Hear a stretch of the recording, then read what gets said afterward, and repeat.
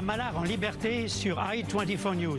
Aujourd'hui, j'ai le plaisir de recevoir pour cette première John Bolton, l'ancien conseiller de politique étrangère du président américain Donald Trump. Mais avant que lui et moi-même échangions, tout d'abord son portrait par Romain Le Petit.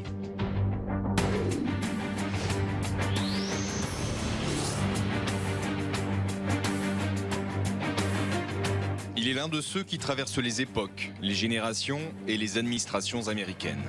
Âgé aujourd'hui de 71 ans, ce natif de Baltimore, dans le Maryland, a toujours été proche des conservateurs. Avocat de profession, il rejoint les rangs du Parti républicain dès 1981, à l'âge de 32 ans. Il gagne ensuite la confiance des leaders du parti et enfile différentes casquettes sous les administrations Reagan et Bush père. Sous Reagan d'abord, il milite pour que les États-Unis quittent l'UNESCO. Il obtient aussi l'annulation de la résolution de l'ONU qui mettait sur un même plan sionisme et racisme. Mais c'est sous George W. Bush qu'il sort réellement de l'ombre. Il est chargé des questions de désarmement de 2001 à 2005. Il traite notamment les dossiers concernant les programmes nucléaires de la Corée du Nord et de l'Iran. Il s'affiche aussi comme un farouche opposant à la guerre en Irak et au concept de guerre préventive. En 2005, pourtant détracteur des Nations Unies, John Bolton est nommé ambassadeur américain à l'ONU. Un passage d'1 an et demi durant lequel il fera preuve d'intransigeance dans ses prises de position. C'est une question de la plus haute importance pour les États-Unis que l'Iran n'obtienne jamais la capacité de développer l'arme nucléaire. Et c'est la raison pour laquelle le président Trump s'est retiré de l'accord sur le nucléaire iranien. C'est pour cela qu'il a décidé d'imposer à nouveau des sanctions économiques. Et c'est aussi pour cela que nous travaillons avec nos amis en Europe pour les convaincre d'adopter une position plus ferme face au programme balistique et nucléaire iranien. En mars 2018, le président Donald Trump le nomme conseiller à la sécurité nationale. 18 mois plus tard, en septembre 2019, à propos d'une éventuelle enquête sur des crimes de guerre présumés commis en Afghanistan, notamment par l'armée américaine, il qualifie dans le texte la Cour pénale internationale d'inefficace, irresponsable et carrément dangereuse. En théorie, la Cour pénale internationale punit les criminels responsables des plus grandes atrocités, rend justice aux victimes et évite que ces crimes ne se reproduisent à l'avenir. Mais en pratique, cette institution est inefficace, irresponsable et carrément dangereuse. Donald Trump annonce son licenciement dans la foulée. John is somebody that I actually got along with very well. Je m'entendais très bien avec John, à vrai dire, mais il a commis de grosses erreurs quand il a parlé du modèle libyen. Pour Kim Jong-un, ce n'était pas ce qu'il fallait dire. Il était si dur qu'il nous a envoyés en Irak. Et c'est dur. J'avais de très bons rapports avec lui, mais il ne s'entendait pas avec le peuple et avec le gouvernement, alors que je considère que c'est quelque chose de très important. John Bolton, lui, a un avis différent. Il dit avoir lui-même présenté sa démission. La sortie de son livre en juin dernier, très critique à l'égard de l'administration Trump et dans lequel il relate son passage et des secrets du bureau ovale, n'a pas été bien accueilli du côté de la Maison-Blanche.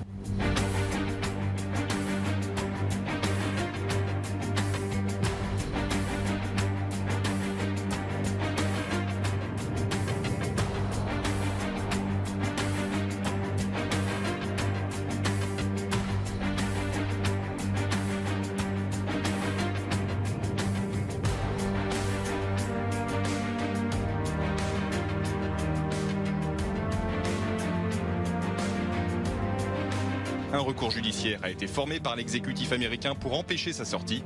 John Bolton est l'invité de Mallard en liberté. John Bolton, c'est un honneur et un privilège pour moi de vous recevoir dans mon nouveau talk show Mallard en liberté pour la version française. Alors, dans votre tout dernier ouvrage, la pièce où c'est arrivé, vous écrivez que Donald Trump n'a aucune réflexion politique et stratégique, que cela mène à beaucoup d'incertitudes. Maintenez-vous le même jugement depuis que vous avez quitté la Maison-Blanche il y a quelques semaines? Oui, je pense qu'il est très clair que le président n'a pas de philosophie qui le guide, il n'a pas de pensée stratégique, il ne pense pas en termes de politique internationale, il pense plutôt de manière instinctive en termes de transactions et ses décisions sont guidées par ce qu'il considère être l'impact sur son futur politique. Bien sûr, tous les présidents prennent cela en compte, mais pour Donald Trump, ça n'est pas un des facteurs, mais c'est le facteur unique. si vous voyez la manière dont il a géré la pandémie du coronavirus, des choses qui se sont passées après que j'ai quitté la Maison-Blanche, on voit qu'il n'a aucune pensée stratégique. Je sais que vous ne voterez pas pour lui, mais à 6 semaines de l'élection présidentielle, pensez-vous qu'il ait encore une chance de battre Joe Biden, le candidat démocrate qui est quand même donné vainqueur dans tous les sondages? Je pense qu'il est certain que Trump a des chances. Les sondages mettent les deux hommes côte à côte et les sondages se sont bien trompés en 2016 puisqu'ils ont prédit qu'Hillary Clinton l'emporterait. Notre système se fait par le collège électoral, c'est un système État par État, pas par un vote à l'échelle nationale. Le décès soudain de la juge Ruth Bader Ginsburg de la Cour suprême ajoute un facteur supplémentaire dans cette campagne électorale, quelque chose auquel personne ne s'attendait. À ce stade, il est très dur de dire comment cela va avoir un impact sur les élections de novembre, mais je pense qu'à l'heure actuelle, il est tout à fait impossible de dire qui va l'emporter. Alors, l'ordre mondial, issu de la Deuxième Guerre mondiale, est caduc. Comment peut se façonner, selon vous, un nouvel ordre mondial avec une Chine et une Russie qui reviennent en force, et puis une Amérique qui se retire du Moyen-Orient et de l'Europe? Force est de le constater. Je ne pense pas que nous sachions aujourd'hui comment les choses vont évoluer en Europe ou au Proche-Orient, parce que ce que Trump a fait est, d'une certaine manière, et c'est ironique, il a poursuivi les politiques de l'administration Obama. Une grande partie des instincts de Trump sont isolationnistes, mais une grande partie des instincts d'Obama l'étaient aussi. Et je pense que ce qui a néanmoins changé de manière spectaculaire au cours des 4 dernières années, et surtout du fait de l'épidémie de coronavirus, c'est l'attitude vis-à-vis de la Chine. Et je pense que tout le monde aujourd'hui aux États-Unis, démocrates comme républicains, comprennent que la Chine ne peut pas être un partenaire, mais plutôt une adversaire, voire plus. Et je pense que c'est quelque chose qui commence à être compris également en Europe. En tout cas, c'est compris déjà au Japon, en Australie ou dans d'autres pays d'Asie. Et je pense que la crise du 21e siècle sera comment traiter la Chine. C'est encore en cours de construction, mais il est clair que la Chine représente une menace du fait de son refus de respecter les règles, qu'elles soient politiques ou économiques, par sa belligérance le long de ses frontières, dans la mer de Chine, aussi le long de sa frontière avec l'Inde, et par la manière dont la Chine traite sa propre population, pas seulement à cause de l'attitude communiste, mais tout simplement autoritaire. Et donc, à un moment ou un autre, cela pourrait changer en Chine, mais pour l'instant, eh bien, tout cela est dirigé de Pékin, et les États-Unis et le monde doivent décider comment agir. Pour vous, quel serait l'impact d'une victoire de Joe Biden sur le Moyen-Orient et en particulier sur le programme nucléaire iranien et la sécurité d'Israël dans la région? Est-ce que vous pensez que Biden sera une sorte d'autre Obama, d'Obama numéro 2? Cela m'inquiète en tout cas. Je crains qu'il soit un deuxième Obama. Je pense que les choses ont changé de manière irrévocable au Proche-Orient, mais pas à cause de l'administration Trump, mais parce que les autres pays du Proche-Orient considèrent l'Iran comme une menace. Pas seulement d'ailleurs le programme nucléaire iranien, mais aussi son soutien au terrorisme international et son programme militaire conventionnel. En Syrie, au Liban et le soutien aux milices chiites en Irak. Ce qu'on a pu voir ces dernières années, c'est une reconnaissance de la part de nombreux pays arabes, notamment ceux du Golfe, qui ont compris qu'ils en avaient plus en commun avec Israël qu'avec l'Iran. Et la fascination avec l'Iran qu'avait l'administration Obama ne peut plus correspondre à la réalité aujourd'hui du Proche-Orient. Ce que Biden fera, ça n'est pas clair. Il a mené une campagne qui ne s'est pas seulement focalisée sur les questions intérieures, mais aussi sur les questions de sécurité. En fait, il essaie de faire cela un référendum sur l'action du président Trump. Il peut réussir, il peut l'emporter, mais cela ne nous dit pas grand-chose sur ce qu'il fera s'il l'emporte. Iriez-vous jusqu'à dire que les Européens, et en particulier la France et son président Emmanuel Macron, ont fait preuve d'irresponsabilité en voulant contourner les sanctions américaines contre l'Iran et en voulant sauver un accord sur le nucléaire dont l'AIEA, l'Agence internationale de l'énergie atomique, déclare qu'il n'est plus respecté par l'Iran depuis 2019. L'accord de 2015 sur le nucléaire a été violé par l'Iran bien avant que l'AIEA ne l'ait découvert. L'accord de 2015 était un accord irresponsable qui tentait de restreindre uniquement le programme nucléaire iranien et en ne faisant rien, rien pour restreindre le programme des missiles balistiques iraniens, pour restreindre le soutien iranien au terrorisme, rien pour restreindre les efforts d'hégémonie de l'Iran au Proche-Orient. C'était un accord avec de nombreux défauts qui, en réalité, n'a pas restreint le programme nucléaire. L'Europe doit abandonner l'idée selon laquelle on peut traiter avec le régime iranien de manière sérieuse. Nous n'aurons ni la paix ni la sécurité au Proche-Orient tant que les régimes qui soutiennent les idéaux de la révolution islamique de 1979 soit remplacé par un gouvernement, même s'il est autoritaire, qui renonce aux objectifs de la révolution de 1979. Est-ce qu'une chute de l'ayatollarchie iranienne, comme je l'appelle, est envisageable avant l'élection présidentielle américaine du 3 novembre, en dépit du fait, bien entendu, que le régime vient de signer un pacte politique et économique avec la Chine et la Russie pour les 25 années à venir et qui pourrait, bien entendu, assurer sa survie? Malheureusement, je ne pense pas que le régime de Téhéran va s'effondrer avant les prochaines élections, mais je pense que la politique américaine et la politique européenne devraient être de soutenir l'effondrement de ce régime. C'est une force délétère au Proche-Orient et dans le monde islamique de manière générale. Les accords avec la Chine et la Russie dont vous avez parlé représentent une menace importante. L'accord avec la Chine et surtout dans le domaine de l'énergie. Et cela doit nous inquiéter parce que cela offre des revenus constants au régime, tandis que la relation avec la Russie est plutôt dans le domaine de l'armement. Et je pense que si vous demandez aux voisins de l'Iran, ils vous diront de manière unanime qu'ils voudraient un autre régime. Mais cela est lié aussi à une question plus large de stratégie du XXIe siècle et la dépendance de la Chine au pétrole étranger est très importante et il est une question stratégique importante pour les démocraties mondiales, la question de cette dépendance énergétique chinoise. Israël et les États-Unis peuvent-ils intervenir militairement pour empêcher l'Iran de se doter de l'arme nucléaire? Comme je le dis depuis de nombreuses années, la menace d'États voyous qui risqueraient d'avoir la capacité nucléaire, que ce soit l'Iran ou la Corée du Nord, c'est une menace que les États-Unis ne peuvent pas se permettre de laisser se réaliser. Personne ne veut véritablement user de la force, mais des régimes comme l'Iran ou la Corée du Nord, eh bien, sont des menaces claires et on ne peut pas utiliser contre ces régimes des théories classiques de dissuasion. Pour les ayatollahs, comme l'a écrit Bernard Lewis, la menace de la force n'est pas une dissuasion, mais au contraire ne fait que confirmer leurs opinions politiques étranges.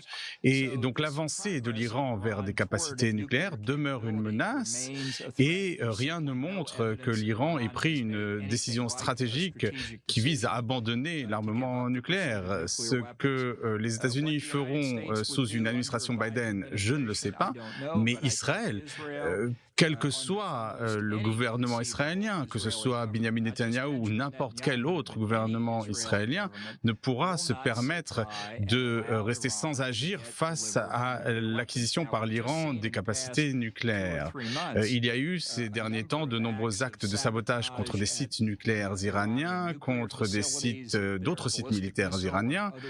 Personne n'a revendiqué ces opérations, on ne sait pas qui les a effectuées, mais par exemple, il y a eu beaucoup de dégâts sur le site nucléaire de Natanz, ou dans le bâtiment qui servait à créer de nouvelles centrifugeuses destinées à enrichir l'uranium iranien. Et ce bâtiment a été très endommagé, voire détruit. Qui que ce soit qui ait effectué cette opération a voulu signifier au régime iranien qu'ils sont capables d'atteindre n'importe quel objectif en Iran. Et je pense que c'est ce sorte de choses qui doit inquiéter les ayatollahs iraniens. Ils avancent peut-être vers l'armement nucléaire, mais Israël est prêt à faire tout ce qu'il faut pour les en empêcher. La politique de rapprochement entre Israël et les Émirats du Golfe à laquelle on vient d'assister peut-elle mener à une paix globale en dépit des menaces proférées par l'Iran et ses proxys, c'est-à-dire le Hezbollah et le Hamas? Je pense que les accords entre le Bahreïn, les Émirats arabes unis et Israël sont un pas en avant très important. Je ne pense pas que cela reflète ni la politique, la diplomatie israélienne, ni la diplomatie de Trump, mais cela reflète le changement stratégique créé par la menace iranienne dans la région. Et je ne pense pas, par exemple, que le Bahreïn ait accepté une normalisation avec Israël, de reconnaître Israël, si l'Arabie saoudite n'avait pas soutenu cet accord. On ne sait pas qui vont être les prochains pays à le faire, mais je pense qu'il est très probable qu'on assiste à de nouveaux accords. Et c'est un changement spectaculaire dans la région. Et même si Biden remporte les élections, il ne pourra pas inverser tout cela, puisque cela montre bien que les voisins de l'Iran comprennent bien la menace posée par l'Iran. Et encore une fois, pas seulement par le programme nucléaire iranien, mais aussi par son soutien au terrorisme et par ses activités militaires dans toute la région. Encore un point à propos de l'Iran. En permettant à l'Iran d'avoir des capacités d'enrichir de l'uranium, de traiter le plutonium, l'accord de 2015 a en réalité encouragé la prolifération nucléaire dans d'autres pays de la région, comme la Turquie, l'Égypte et les Émirats arabes unis, qui ont dit « si l'Iran a ses capacités, pourquoi pas nous ?» Et c'est encore un problème avec l'accord de 2015. Non seulement cet accord n'a pas restreint les capacités iraniennes, mais a encouragé d'autres pays à imiter l'Iran. La cause palestinienne est-elle une cause perdue aujourd'hui? Le Premier ministre israélien Benjamin Netanyahou va-t-il arrêter, d'autre part, sa politique d'annexion de la Cisjordanie? Vous savez, les Palestiniens ont commis une erreur grave en ne traitant pas avec Israël bien plus tôt. Le ministre des Affaires étrangères, Abba Eban, il y a bien longtemps, disait que l'OLP ne manquait jamais d'occasion de manquer des occasions. Et aujourd'hui, les Palestiniens, en tout cas je le pense, sont en retard par rapport au développement au Proche-Orient. Je ne pense pas que la solution à deux États pourra se réaliser. Je ne sais pas si Netanyahou va annexer l'ensemble de la Cisjordanie ou pas, mais de mon point de vue, il faudrait rendre la bande de Gaza à l'Égypte et dans Cisjordanie, les régions qui ne seront pas sous souveraineté israélienne devraient être rendues à la Jordanie. Je ne pense pas qu'un État palestinien soit viable économiquement et pour le bien des Palestiniens, il leur faudrait être rattachés à des économies comme l'économie égyptienne ou l'économie jordanienne. Je ne sais pas si cela va arriver, mais à mon avis, la solution de deux États n'est plus viable. Quel sera l'impact politique et stratégique d'une normalisation des relations entre l'Arabie saoudite et Israël? Est-ce que cela renforcerait un axe anti-Iran solide avec les États-Unis, Israël et le Royaume de Bahreïn? Les Saoudiens sont bien sûr les plus grands producteurs d'énergie du Golfe arabique. Ils dirigent, ils sont les leaders du Conseil de coopération du Golfe depuis des années. Le roi saoudien est le gardien des villes saintes de la Mecque et de Médine. Il est responsable du pèlerinage annuel à la Mecque. Et donc la signification politique d'un tel accord serait très profonde. Et cela marquerait bien l'émergence de ce qu'on attend depuis maintenant plus de 30 ans, un nouveau Proche-Orient. Et nous en sommes très proches aujourd'hui et je pense que c'est quelque chose que les pays du Golfe désirent pour leur propre sécurité et pour leur avenir. Ils veulent voir un mariage entre l'argent des pays du Golfe avec la science et la technologie israélienne. Et c'est une conjugaison qui aura beaucoup de puissance. C'est pourquoi les dirigeants européens, à mon avis, doivent repenser leur vision du rôle iranien dans la région et dans le monde, parce que les choses changent sur le terrain et très rapidement. Comment qualifiez-vous l'attitude du président français, Emmanuel Macron, qui a essayé de négocier au Liban avec les terroristes du Hezbollah pour tenter de stabiliser la situation? Le Hezbollah est une organisation terroriste et je ne pense pas qu'on puisse négocier avec des organisations terroristes. Et je pense que d'ailleurs Trump a eu tort de négocier avec les talibans. Et le président Macron, je dois dire que j'ai parfois du mal à le comprendre puisqu'il a dit que le président turc Erdogan était une menace islamiste, une menace à la paix dans la région. Il a essayé de convaincre Trump de cela et j'ai soutenu le président Macron en cela. Mais en même temps, il est prêt à traiter avec le Hezbollah. Le terrorisme, c'est le terrorisme. Il n'y a pas de bon ou de mauvais terrorisme. Je comprends bien les intérêts historiques français au Liban depuis plus d'un siècle, mais le Hezbollah n'est pas un ami de l'Occident. Les Libanais n'apprécient pas l'attitude des autorités françaises. Comme vous l'avez dit, le Hezbollah est un groupe terroriste. Il fait partie du paysage politique incontournable, dit Emmanuel Macron, mais les Libanais n'entendent pas de cette oreille parce qu'ils savent pertinemment que le Hezbollah et l'Iran vont rester au Liban.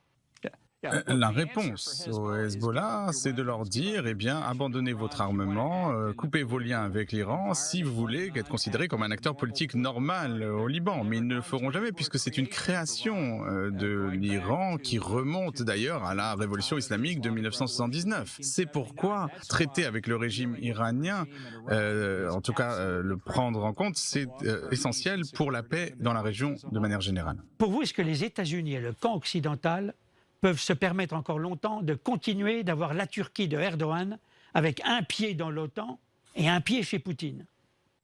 Je ne pense pas que l'on puisse continuer à l'accepter. L'achat par Erdogan du système de défense russe S-400, de mon point de vue, était quelque chose qui le disqualifie. Et Trump n'a pas imposé les sanctions qu'il devait légalement imposer contre la Turquie. C'était à mon avis une erreur. Mais j'ai encore espoir dans le peuple turc. Les élections régionales qu'on a vues au cours des 18 derniers mois ont montré que dans de nombreuses villes, Erdogan est de plus en plus impopulaire. J'espère que les Turcs ne partagent pas ces aspirations islamistes et qu'ils vont l'écarter du pouvoir. Une Turquie qui rejette les préceptes fondamentaux de la démocratie représentative, de solidarité avec les autres membres de l'OTAN n'est pas une véritable allié de l'OTAN. Le fait qu'Erdogan veuille recréer l'Empire ottoman représente-t-il pour vous un danger pour la Méditerranée orientale et toute la région? Oui, je pense que c'est un facteur déstabilisant. Je pense que c'est un rejet de la constitution d'Atatürk qui voulait créer un État turc laïque après l'Empire ottoman. Je pense que de nombreuses mesures prises par Erdogan en Turquie montrent qu'il désire un État islamiste et ses actions face au Hamas, au Hezbollah et son soutien à d'autres groupes terroristes dans la région doivent nous inquiéter. Et comme je l'ai dit, le président Macron l'a bien compris, le président Trump ne l'a jamais compris quant à lui, et Israël le comprend bien. Il nous faut nous réveiller et voir la réalité de ce qu'Erdogan essaye de faire en Turquie. Quand on met bout à bout tous les événements en cours sur la planète, est-ce que vous n'avez pas le sentiment qu'on est en train d'aller vers un troisième conflit mondial? Je pense que la situation internationale va être de plus en plus dangereuse au cours des années à venir, notamment à cause de l'agressivité chinoise. On a vu des manœuvres navales communes entre la Chine et la Russie en Méditerranée orientale, chose qui était impensable. Et ceux qui disent que l'OTAN n'est plus nécessaire, notamment cela pourrait être Donald Trump et des dirigeants européens, eh bien ceux qui disent cela doivent penser aux répercussions de cette coopération entre la Chine, la Russie, la Turquie et l'Iran. Et pensez, est-ce que cela représente une menace pour l'Occident? Nous devons avoir une alliance occidentale plus forte et à l'échelle mondiale. L'idée émise par l'ancien Premier ministre espagnol, M. Aznar, qui voulait élargir l'OTAN pour y inclure le Japon, Singapour, l'Australie, je pense qu'il faut aller dans cette voie. Et je pense que l'Occident, ça n'est pas seulement un concept géographique, mais aussi des valeurs qu'il faut descendre et qui vont être de plus en plus menacées dans le monde. Comment appréciez-vous le président Emmanuel Macron? Je crois comprendre à la lecture de votre livre que Donald Trump ne l'avait pas en très haute estime. Je ne pense pas que la relation entre les deux hommes était très bonne, mais je pense que la France comme l'Allemagne doivent considérer le monde à l'échelle globale et sans se focaliser autant qu'ils le font sur l'Union européenne. Je pense que la sortie du Royaume-Uni de l'Union européenne doit bien faire comprendre aux Européens à quoi sert l'Union européenne. L'Union européenne, ça n'est pas une alliance de sécurité, cela ne pourra jamais fonctionner, cela ne pourra jamais devenir une telle alliance sans que les États-Unis fassent partie de ce programme de défense et de sécurité. Je pense que nous devons agir plus sérieusement face à la menace de la Chine et l'Europe doit être plus consciente de cette menace. C'est quelque chose, je ne sais pas ce qui va se passer après les élections aux États-Unis, mais ce doit être une priorité aussi bien des États-Unis que de l'Europe. Est-ce que face au développement actuel de la situation que nous voyons à travers le monde, on ne va pas avoir affaire à deux axes qui vont se faire face? D'un côté, les États-Unis, Israël, les Émirats arabes unis, l'Arabie saoudite et le Bahreïn, et puis de l'autre, l'Iran, la Turquie, et c'est leur proxy, c'est-à-dire le Hamas et le Hezbollah. Oui, je pense que le Proche-Orient demeure un point brûlant dans le monde et ce que l'administration Obama a fait en se tournant vers l'Asie était une erreur. Les États-Unis ne peuvent pas se permettre de se détourner du Proche-Orient. Nous avons une responsabilité dans cette région, nous avons une responsabilité dans la région Asie-Pacifique, nous avons une responsabilité dans le monde entier et nous devons avoir une intervention américaine forte dans le monde entier. Nous devons accroître nos capacités de défense et nous devons faire en sorte que nos alliés puissent aussi se renforcer. Merci John Bolton de nous avoir consacré une partie de votre temps. Je sais que vous êtes très très occupé, mais en tout cas, on apprécie le moment que nous avons passé avec vous et je pense qu'il était intéressant de faire le point sur les événements qui secouent la planète. Merci encore à vous John Bolton, à très vite.